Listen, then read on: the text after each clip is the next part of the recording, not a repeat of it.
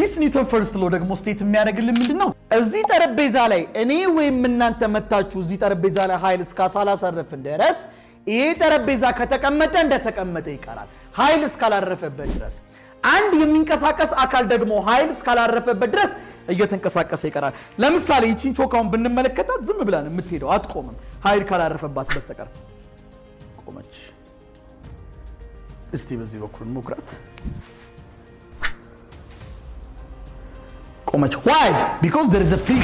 friction አለ ወደ ኋላ የሚጎታት ያ friction force ባይኖር ኖሮ እቺ ቾክ ዝም ብላ ነበር የምትሄደው ለምሳሌ ስፔስ ላይ ሄጄ እቺን ቾክ በወረውራት ዘላለሟን ትሄዳለች አትቆምም ለምን there is no friction there is no air resistance እዚህ ምድር ላይ ግን ኤር ሬዚስታንስ አለ መሬት ላይ ደግሞ ስታርፉ ደግሞ ፍሪክሽን አለ ስለዚህ ትቆማለች ፍሪክሽን አለ ኤር ሬዚስታንስ አለ ማለት